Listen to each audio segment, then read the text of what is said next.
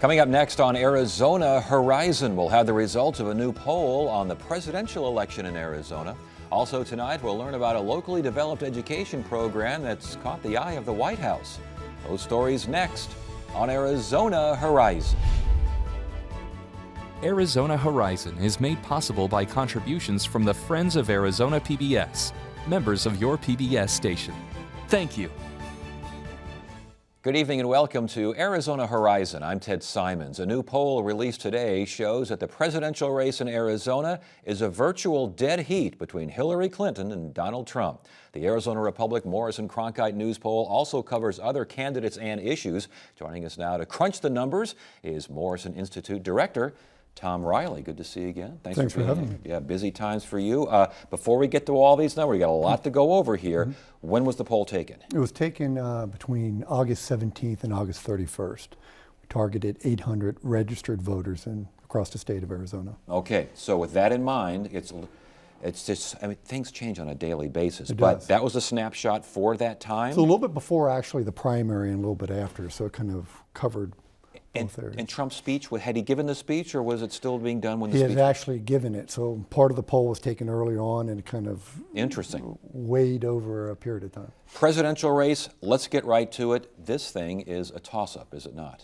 It is. I mean, it's has Hillary Clinton slightly ahead, but statistically, it's a dead heat. There was about a 3.1 margin of error in this question. But what was remarkable about this was the large number of undecideds. Yeah. Very high, 23%. If you actually break it down, we had 29% for independent voters. So they're still on the fence out there, aren't they? Yeah, I think there's any question that whether Arizona would be in play for the 2016 presidential election, this statewide poll of registered voters suffice. The real question is, how are those independent voters going to vote? Which way they're going to go, and who they're going to deliver the 11 electoral votes to. Let's look at the favorables and unfavorables for each candidate. Hillary Clinton, her unfavorables and favorables. Again, these are both relatively even for Clinton and Trump, correct? It is, yeah. So the unfavorable for Clinton was about 59%, Trump 60%. Trump's very unfavorable was about 42.5%. Hillary Clinton's a little less, 37.3. So I think we had we got to see the Clinton numbers. If we could get the Trump numbers up there, that'd be great as far as favorable numbers. But about the same, It's about the same. 60% There we go. unfavorable Yeah. for both candidates. And 35% favorable there. Don't know. Not a lot of folks have no opinion of Donald Trump. They either seem to they got it figured out by now, don't they? Well, you know, I said that our poll was remarkable in that there was a large number of independents. Now, part of that was the way we asked the questions. We asked them who they were planning to vote for, not who they're likely to vote for. So we actually asked them had they made a decision at this point, and a sizable portion of Arizona voters have not made their final decision. But it was interesting, those favorables and unfavorables, they're relatively even, aren't they? They are. Now, as far as as far as education is concerned, lots of folks, Donald Trump's classic statement, I love the uneducated. But the fact is, those with high school or less, as we see here from your poll, they like him. Yeah, so it's high school or less, also whether individuals had some college. Yes. They trended towards Trump. Those with a bachelor's degrees and higher trended towards Clinton. Yeah, these are the numbers here for Trump supporters. If we could see the numbers for the Clinton supporters as far as education is concerned, it's almost flip-flopped, isn't it? Yeah, and that mirrors a lot of the national polls that were taken too, that those were more highly educated go for Clinton, less for Trump. So no real surprises there as far as you can see? None on the education level. Some on the gender and age, I think they also mirrored some of the national polls also. Yeah, the men more for Trump and women trended more towards.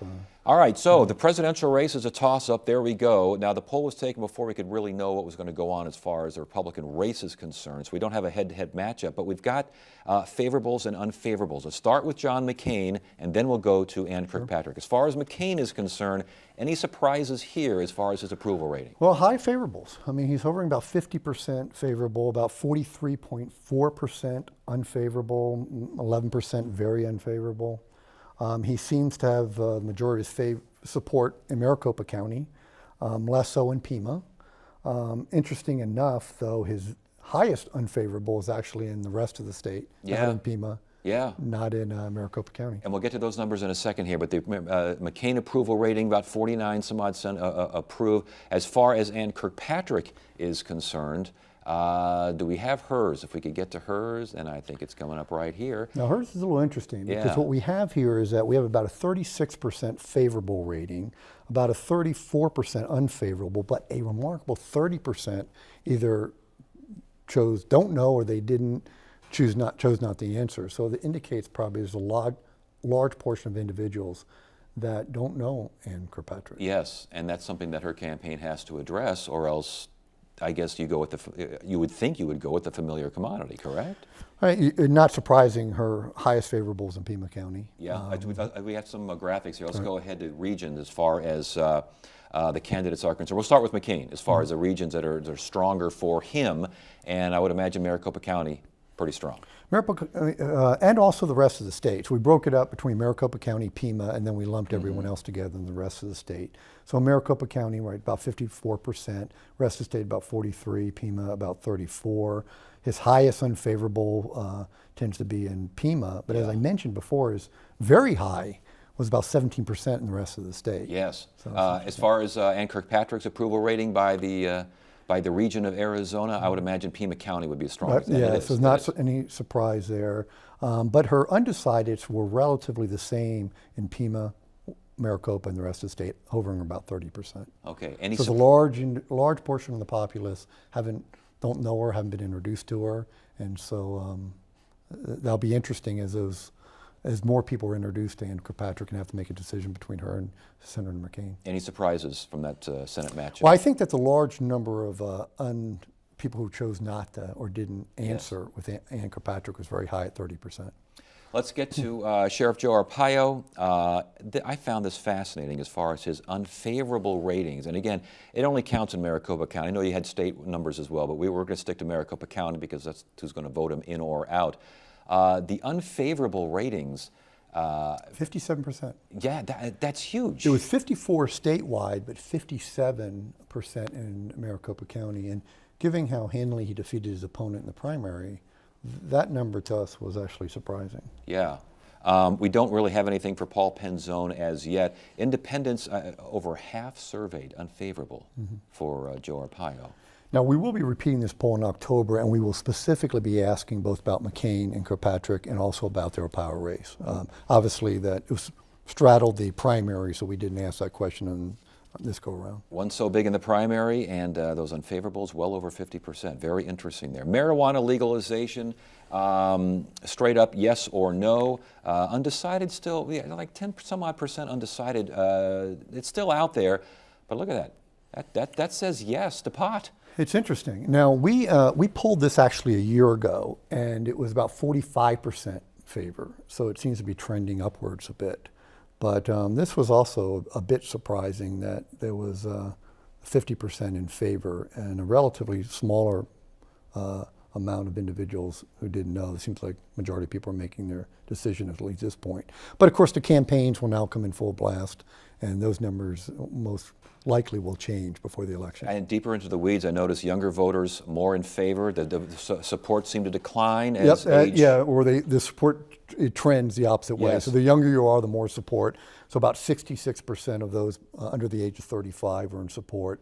It dropped down to about 52% under 50, and then if you look at those 50 and over, it's about 42%. Men more in favor than women. Men more in favor than women, right? And Dems more in favor than Republicans. But independents were about 53%. That's big.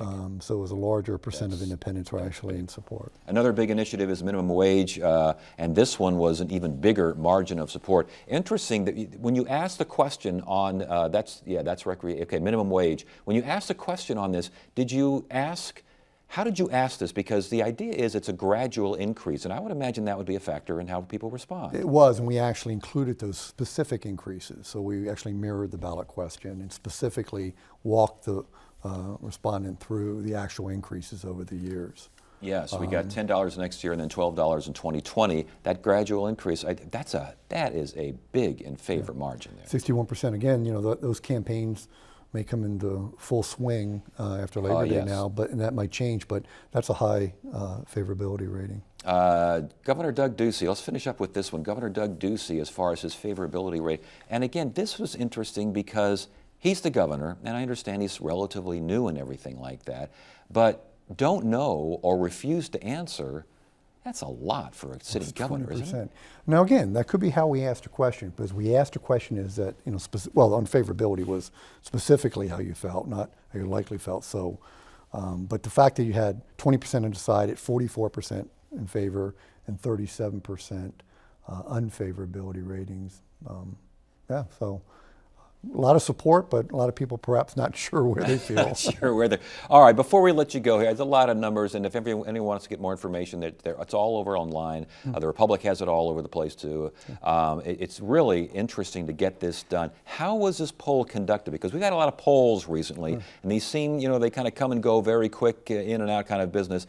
How was this one done? This was a little more involved. So it was, and we actually polled registered voters, and then we actually weighted those responses proportionally towards age, gender, and county. So we think this is a more accurate polling. For example, the CNN poll that came in here recently called households up and asked them if they were registered. And then from there, they asked them the poll. We specifically used a database of registered voters. It was a mix between landlines and cell phones, so whatever number they placed on their voting registration. And the 29 questions, which you had indicated was quite lengthy, was also available in Spanish too. And we had different weighing, different margins of error per question based upon those that actually answered. And it's interesting, real quickly, as far as the favorability and unfavorability for Trump, Hispanics, 77% unfavorable toward him in Arizona. No surprise there? Well, if you read the national news stories, it's not a surprise too that seems to be trending how it is nationally. Real quickly, before you go, the next poll will be? So we're going to actually repeat this poll in the beginning of October. We'll be adding a couple new polls, new questions. One will ask specifically about the race between McCain and Kirkpatrick. We only asked favorability now. And the other one will actually ask specifically about the race for Maricopa County Sheriff. So more head-to-head matchups. All right, good information. Great job. Good to have you here. Well, thanks for having me. You betcha.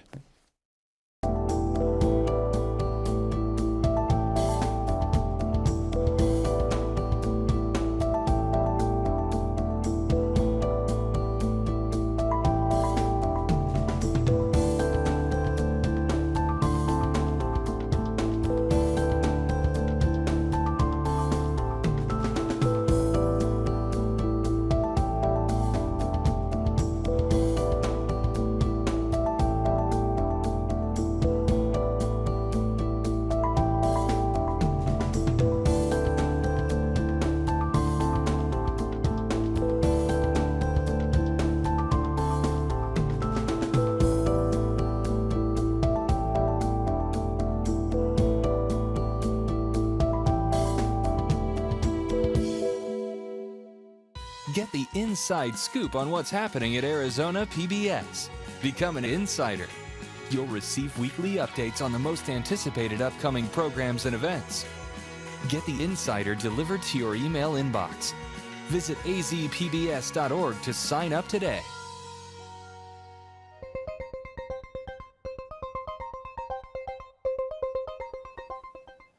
Tonight's edition of Arizona Technology and Innovation looks at a local science and technical education program that's attracted the interest of the White House. It's called the Chief Science Officer Program and was developed by Jeremy Babinger, a professor at ASU's School of Molecular Sciences. Also with us tonight, Dominique Browning, a Chief Science Officer from Casa Verde High School in Casa Grande.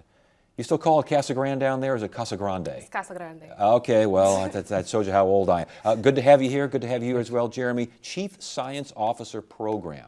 What are we talking about? So this is actually the first of a kind anybody's done anywhere. And so the thought is we're always talking with people about workforce, we're talking about education, and we're always talking about what do we want to do with kids? Where do we want to go with the workforce? But often we never see kids in the room. We're brainstorming about what happens with the workforce, but you never get to hear from the kids. So why not create an avenue for kids to actually figure out who is their voice for STEM and innovation and have them be the ones that actually speak on behalf of their peers? Ages, what are we looking at here? We have 6th grade to 12th grade. Okay. And basically, it's a student-led way to increase interest in STEM education. Exactly. So it's really exciting. They're elected by their peers. So almost like you have the president, the secretary, different positions in schools, they now actually run off for a chief science officer in their schools. And you're the chief science officer at your high school. Was this something you wanted to do? How'd you find out about this? I found out from my teacher, actually, who heard directly from the SciTech Festival, since we had putting one on at our school for the past 6 years. So why not actually put one of our students into the position that Mr. Jeremy created? And as far as what your responsibilities are, what your duty, first of all, how long have you been the chief science officer? This is my second year. Second year. All right, so you're a veteran here. You know what's going on. Yes. What's going on? How do you do that? What's the activity load for the chief science officer? The activity load really starts with being elected. You have to be elected, run through the process, give speeches, sort of start off with that. And then you go to a summer institute where you learn all these different skills that you need in order to actually perform the tasks that you need later on in the year. That's how it works, isn't it? I mean, basically, you're prepped, you're primed, and you go back to school, and you're supposed to rally the troops. Well, it's two ways. The first, which is really cool about the Institute, is we really garner a lot of the support from our collaborators from the SciTech Festival. So we're getting people from Intel, Honeywell, Orbital ATK, Arizona Tech Council, ACA, to come in and really work with the students on skills like networking, PR, communications, and strategic planning. So then during the year, they have two different focus areas. One is to impact something at their school, and the second is to do something in their community. So it might be speaking at a conference, it might be leading a panel discussion, it might be meeting with the governor's office and talking about education, or Congressman Grijalva. Yeah. They're all over the place. What have you done now at Casa Verde High School? What have you accomplished so far as this is concerned? Well, I've tried to combine my position with really being able to bring this attention to STEM education to my school, since we don't really have it, and my school is actually going to be shut down due to lack of funding. So I'm trying to get support for my school and keep it going on into the main campus that we're located on. Wow. That's really my main goal. So how come your school's getting shut down? What's going on there? There's just a lack of funding, lack of interest, and just not as many students that are interested in the STEM career, more than just general. Okay, I'm one of your fellow students. I'm just out there goofing around. How do you get me interested in science, technology, engineering, and math? How do you do it? I'll show you the world around you. I'll give you a different way of trying to think of how things work. Like just even your cell phone, that's completely engineered and you're on it all the time. So you can't have that without STEM education. Yeah, I mean, that's the idea, is to basically show your fellow students that STEM is more than just a requirement and a boring class to sit through. There's two really intriguing cultural, dynamics that are happening here. One is you're having a student that's elected by their peers. So you might get it, like, if they're elected, they have some level of influence with their peers, and so they can hopefully help to communicate the case more strategically than somebody that was just appointed or is the science kid. The second thing is that having a well-spoken student in the community in settings like this on TV, they're in conferences, they're meeting at the White House in front of John Holdren, having well-spoken students in the community is not something we as adults often think about. And so it's helping to actually change how adults think about kids to be part of that conversation. Do you notice that as well? Do you find the response different? Is the response what you expected as being a chief science officer? Between being a student and being an adult? Yes. It's absolutely different. Everyone wants to hear what you have to say.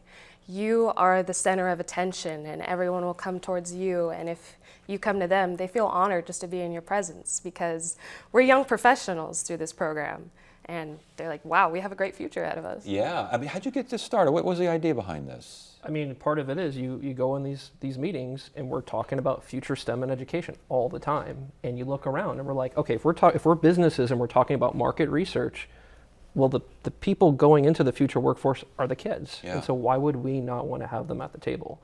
But often people, when you ask them it, they look around, they're like, that's true, we should have kids there, but how do you select them? So that the nice thing about the election process is it's natural selection. You have the students pick who they want. But you got to make sure the students pick someone who knows a little bit of something about STEM, correct? You know, so far we have 250 CSOs, and I've not met a single CSO that has not shown some level of interest in Right. STEM. But there's a really intriguing example. One of the students that went to DC with us, she's from a school called Michael Anderson. She would actually call herself the popular kid, but she also liked science. And so she can give all these examples about how she's been able to get her friends to go on a path to get interested in STEM because she had this. And the superintendent of the district even comments that she probably would have never been appointed to that position. She would have only got in because of her peers elected her to Interesting. it. Well, President Obama called this program a model for the future of the country. That's pretty strong stuff there, so That's must be pretty nice cool. to hear. Yeah. And as far as you're concerned, what's the future for you? What do you want to get in? What's a career goal for someone who's a chief science officer? The career goal, I suppose, would really just be to try to tie in everything that I've learned here and try to make a difference. That's all I right. could ask for. Well, good luck to you. Congratulations on being a chief science officer. Thank you very much. Sounds like a position on Star Trek or something. Jeremy, congratulations on the program as well. Good to have you both here. Thanks for joining us.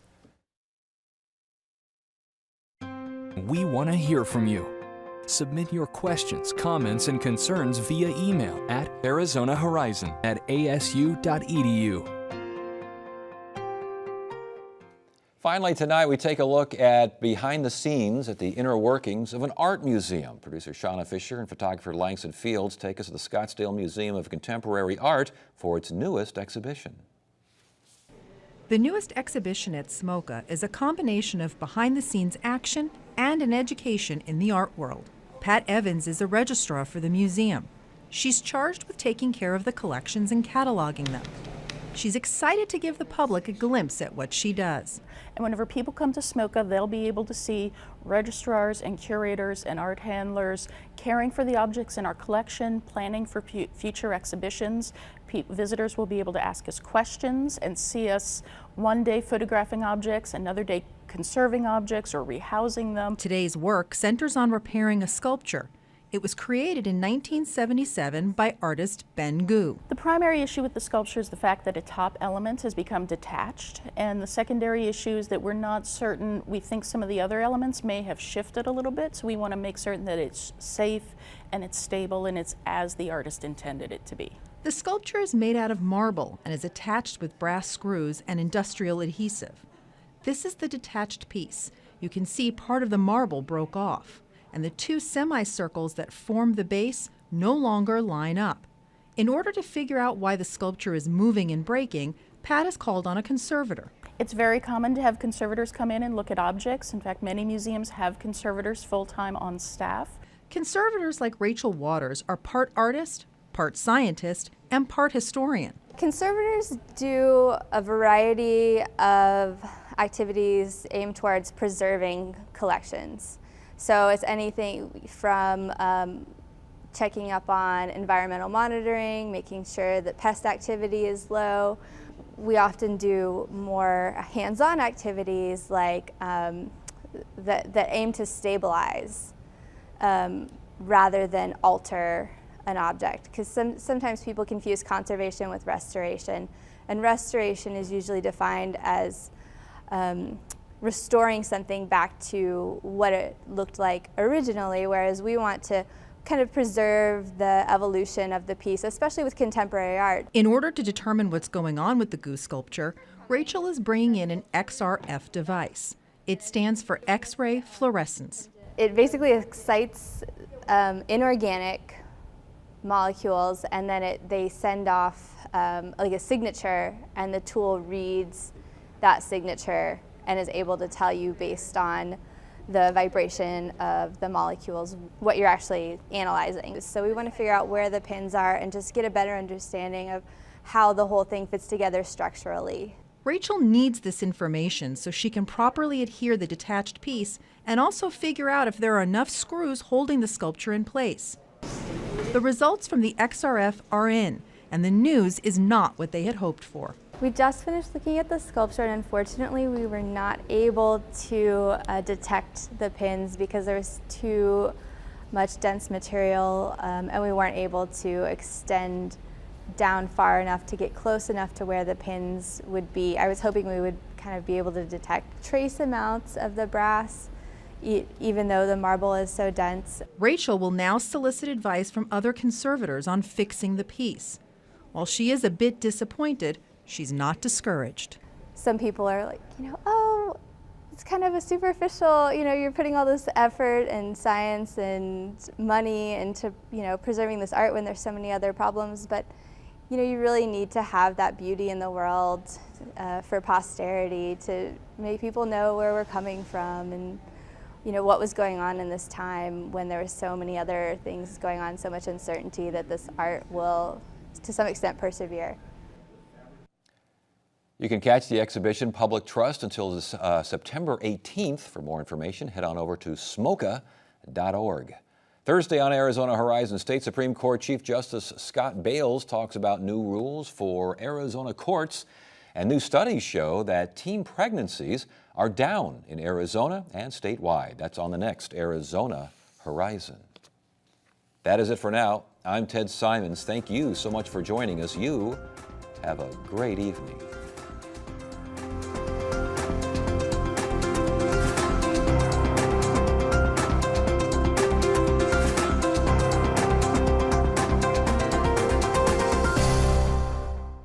Arizona Horizon is made possible by contributions from the Friends of Arizona PBS, members of your PBS station. Thank you.